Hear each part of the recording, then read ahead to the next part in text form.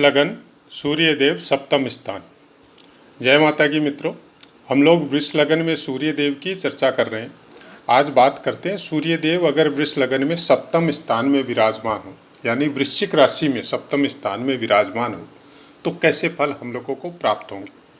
तो चलिए यात्रा शुरू करते हैं और पाठों के नियमानुसार वृश्चिक राशि के अंतर्गत विशाखा नक्षत्र का चतुर्थ चरण, जिसका स्वामित्व गुरुदेव को प्राप्त है। अनुराधा नक्षत्र के चारों चरण, इसका स्वामित्व शनिदेव को प्राप्त है। ज्येष्ठा नक्षत्र के चारों चरण, उसका स्वामित्व बुध ग्रह को प्राप्त है। बात नवमांश की करते हैं। अगर 3.20 डिग्री तक है तो कर्क के नवमांश में रहेंगे। 6.40 डिग्री तक है तो सिंह के नवमांश में रहेंगे। 10 डिग्री तक है तो कन्या के नवमांश में रहेंगे। 13.20 डिग्री तक है तो तुला के नवमांश में रहेंगे।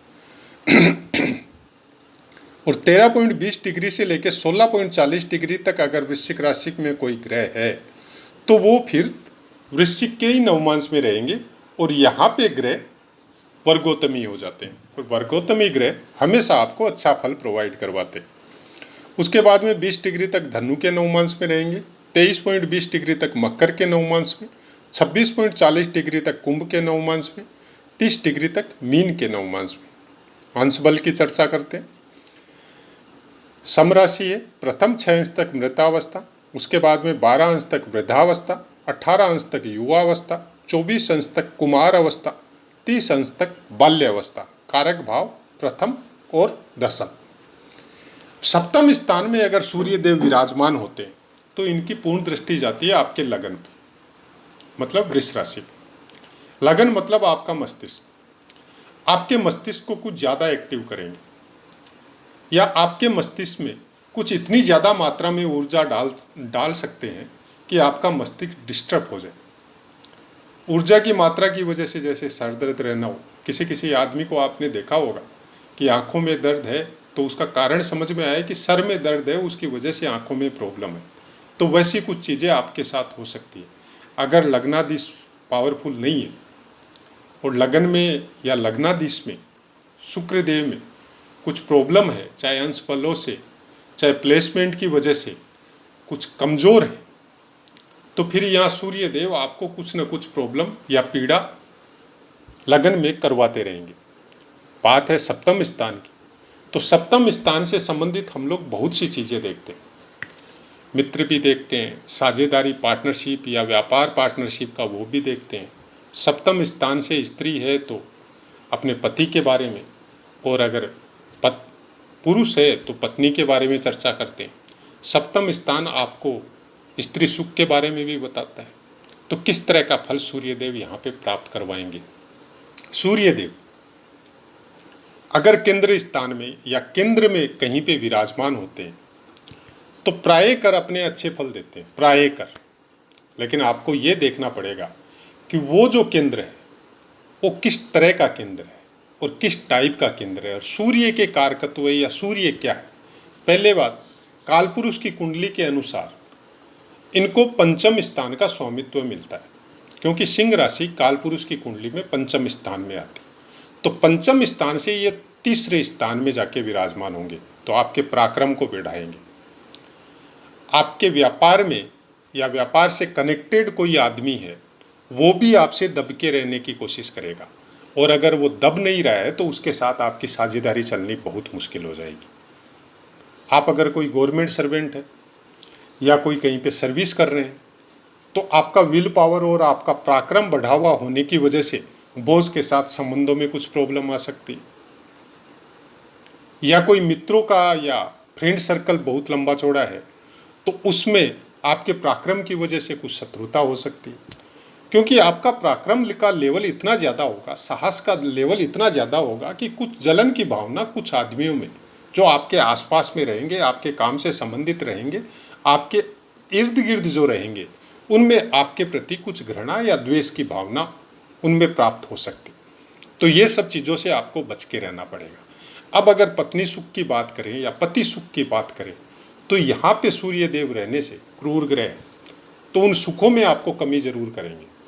वाद विवाद हो सकता है, ट्यूनिंग में प्रॉब्लम हो सकती है, पत्नी के साथ आपके संबंधों में प्रॉब्लम हो सकती है, कुछ न कुछ पीड़ा यहाँ पे देंगे।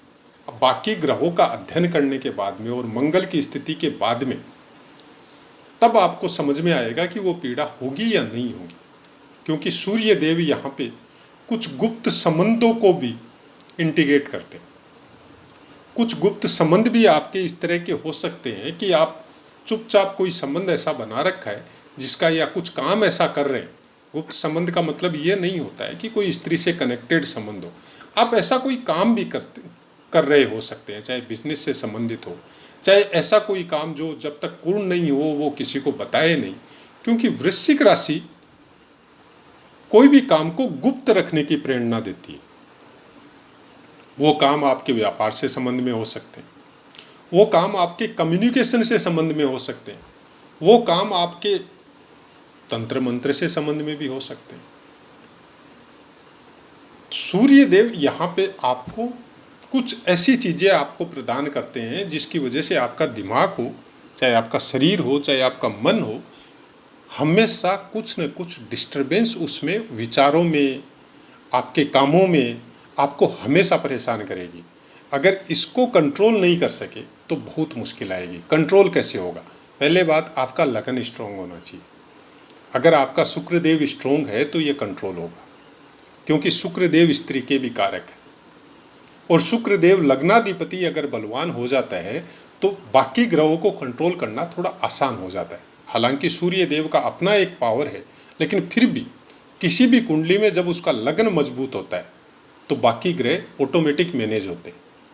ये एक जन्मपत्री की एक विशेषता बोल सकते हैं, या जन्मपत्री के ये सूत्र बोल सकते हैं कि किसी भी जन्मपत्री में अगर लग्नाधिपति मजबूत है तो आपको रोगों से लड़ने की क्षमता, आपको अपने कार्यों में स्ट्रगल करने की क्षमता बहुत ज़्यादा मात्रा में आपको प्राप्त होती है। बाकी कोई दुख है, कोई तकलीफ है, किसी वजह से कोई प्रॉब्लम आ रही है, चाहे वो सप्तम स्थान हो, चाहे नवम हो, चाहे दसम हो, चाहे छठा स्थान हो, चाहे पंचम हो, उस सबको मैनेज करने की क्षमता आपके मस्तिष्क में अगर लग्नाधिपति मजबूत है तो वो आपको प्राप्त करवाते हैं।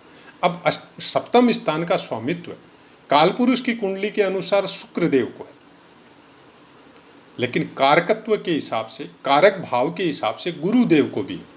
यहाँ पे दोनों चीज़ें आपको समझनी पड़ेगी कि अगर आप लेडीज है तो आपके लिए गुरु प्रधान है, और अगर आप जेंट्स है तो आपके लिए शुक्र प्रधान है, और शुक्र आपके लगन के भी मालिक है, लगन के भी लॉर्ड है। तो शुक्र मजबूत होने से ये चीज़ ऑटोमेटिक आपकी कमज़ोर हो जाएगी। सूर्य का जो बल है, सूर्य का जो तेज है, वो एक अलग रूप में आएगा आपके सामने, आपके कार्यों की क्षमता बढ़ाएगा। आपको बिजनेस या व्यापार या नौकरी कर रहे हैं तो उसमें आपके कार्य करने की क्षमता को बहुत ज़्यादा अपवार्ड कर देगा। आप कोई भी चीज़ को, दिमाग को यूज करके उस चीज़ को आगे बढ़ने की प्रेरणा वो आपको प्रदान करवाएगा। यहाँ पे सूर्य फिर आपका हेल्प करना चालू कर देगा। अब बात होती है मंगल की, कि वृष लगन में सप्तम स्थान का स्वामित्व है, वृश्चिक राशि के अनुसार मंगल देव को प्राप्त है, और मंगल देव आपके 12वें स्थान का भी स्वामित्व है। अगर मंगल देव का पोजीशन अच्छा है, मंगल देव किसी अच्छे ग्रह के साथ युति बना के बैठे हुए हैं, तो फिर दोनों चीज़ें मिलेगी, सैया सुख भी मिलेगा, व्यापार भी मिलेगा, पत्नी सुख भी बहुत अच्छा मिलेगा, हर चीज़ में आपको हेल्प होगी। और सूर्य अगर बलवान है और मंगल भी बलवान है तो फिर वो क्या बोलते हैं, वो सोने पे सुहागा आप उसको बोल सकते हैं कि सूर्य का फल बहुत अच्छा होगा, अच्छी भूमि होगी, अच्छे वाहन होंगे, अच्छा व्यापार होगा आपका, और सब सुखों की प्राप्ति उसमें आपका सहयोग मंगल देव से भी प्राप्त होगा। और लगन भी मजबूत हो तो फिर तो कुछ कहना ही नहीं है, फिर तो आप लाखों में, हजारों में एक जातक हो सकते हैं। ऐसे कुछ फल जब हम लोग किसी एक ग्रह को देखते हैं तो एक ग्रह से कुछ नहीं मिलता, नवमांश का अपना महत्व है। अब सूर्य देव यहाँ पे अगर पूर्ण बली होकर विराजमान हो और पत्नी सुख में कुछ कमी कर रहे हैं, या पत्नी से पीड़ा कुछ प्रदान करवा रहे हैं, तो आपको ये भी देखना पड़ेगा कि उस जातक का नवमांश कौन से नवमांश में है। पहले बात तो राशि नवमांश अपने मित्र की राशि में है, या अपने शत्रु की राशि में है, या वर्गोत्तमी है। उसके बाद में देव, नर और राक्षस वाला नवमांश। अगर देव नवमांश में है तो आप कोई भी गलत कदम नहीं उठाएंगे, आप किसी का बुरा नहीं करेंगे, आपके अंदर सत्व गुण की मात्रा भरपूर रहेगी। अगर मनुष्य नवमांश में है तो वो सब काम करेंगे जो मनुष्य अपने सुख के लिए करता है। आपके संबंध भी एक से ज़्यादा हो सकते हैं स्त्रियों के साथ।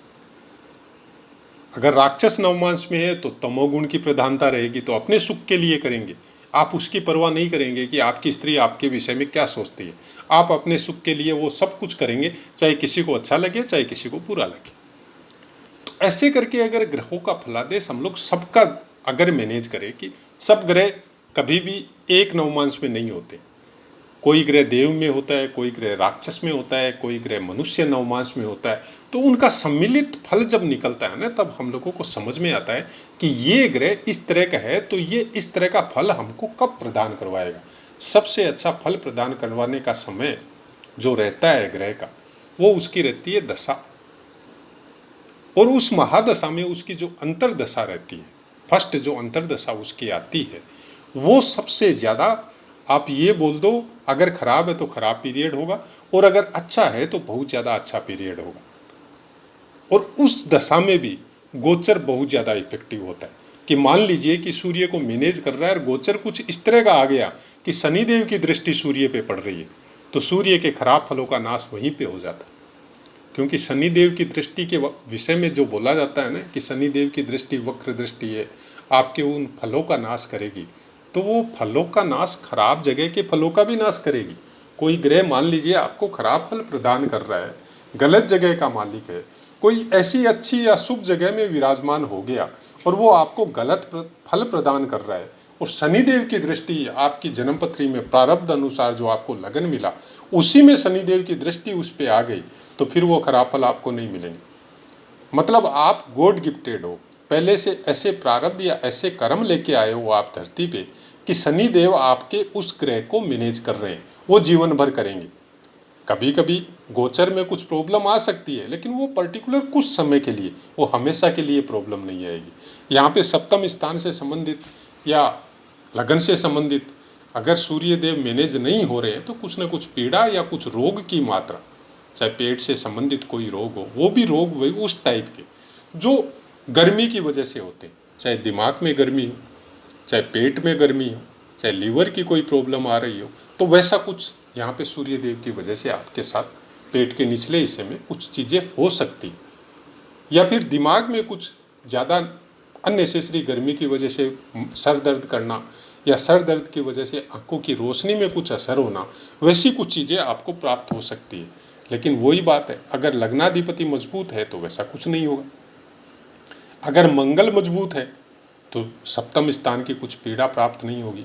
और सबसे बड़ी बात, अगर सूर्य के ऊपर गुरु की दृष्टि है, हालांकि वृष लगन में गुरु कोई योग कारक नहीं है, लेकिन गुरु चाहे कैसे भी हो, किसी की भी कुंडली में किस तरह से भी बैठे हो, हमेशा एक चीज़ ये प्रायकर बहुत से पाठों में हमने बताया है कि गुरु की प्लेसमेंट खराब हो सकती, गुरु की दृष्टि कभी खराब नहीं होती। गुरु की दृष्टि आप ये समझ लो कि पूर्णिमा का चंद्रमा है और अमृत बरस रहा है, अमृतमय दृष्टि केवल गुरु को प्राप्त है, और वक्र दृष्टि शनिदेव को प्राप्त है। इन दृष्टियों को अगर आपने बहुत अच्छी तरह से अभ्यास के द्वारा समझ लिया ना, तो कुंडली को फलित करने में या कुंडली को समझने में या जन्मपत्री का फलादेश करने में आपको बहुत आसानी होगी। ग्रहों की दृष्टि, ग्रह कैसे हैं, कैसे कारकत्व लेके बैठते हैं और क्या चीज के कारक है, उसके बाद में नक्षत्रों का, नक्षत्रों के विषय में बहुत पाठ इस चैनल में आपको दिए हुए हैं, अलग अलग तरह के पाठ दिए हुए हैं। अगर आप शुरू से अध्ययन करते हुए आ रहे हैं तो हम ये सोच सकते हैं कि बहुत अच्छा ज्ञान अब तक आपको प्राप्त हो चुका होगा। चित्रा नक्षत्र का अपना एक कारकत्व है। उसके बाद में स्वाति नक्षत्र, स्वाति नक्षत्र में आके अगर सूर्य देव विराजमान होते हैं तो भ्रम का स्थिति आपके दिमाग में एनी टाइम रहेगा। भ्रम मतलब आपका जो पावर है उसको 100% बढ़ा देगा। अब वो अच्छा पावर है तो अच्छे को बढ़ाएगा, और बुरा पावर है तो बुरे को बढ़ाएगा। हालांकि वृष लगन में सूर्य देव कारक होते, योग कारक होते, कारण चतुर्थ स्थान का स्वामित्व इनको प्राप्त होता है। तो चतुर्थ स्थान से संबंधित कोई भी खराब फल सूर्य देव चाहे कहीं पे भी विराजमान हो आपको प्राप्त नहीं होंगे, उस चीज़ों को बहुत ज़्यादा बढ़ाएंगे अगर स्वाति नक्षत्र में सूर्य देव यहाँ पे होते हैं तो ऐसे ही कुछ कोई भी चीज़ों का जब आप अध्ययन करो, किसी भी ग्रह के बारे में आप पता करो, तो बहुत सी चीज़ें, हमारी कोशिश यही है कि जितनी ज़्यादा हम बता सकें एक ही पाठ में, फिर क्या उसी लेवल का कोई अननेसेसरी दूसरा पाठ आपको नहीं देके उसी में सब कुछ बताने की हमारी कोशिश है। आपको कैसी लग रही है वो आप खुद बताएंगे। अगर पाठ से संबंधित, समझने से संबंधित कोई दिक्कत हो तो आप कमेंट कीजिए, 100% आपको आंसर मिलेगा। इसको समझने के लिए हमारी रिक्वेस्ट केवल इतनी है कि आप एक कुंडली बनाइए वृष लगन की और उसमें सप्तम स्थान में सूर्य देव बैठाइए, सूर्य देव को विराजित कीजिए और उसके बाद में वो पाठ का श्रवण कीजिए तो आपको कुछ अच्छी तरह से समझ में आएगा। तो आशा है मित्रों, अब अपनी वाणी को विराम देते हैं और आपसे आज्ञा लेते हैं। जय माता।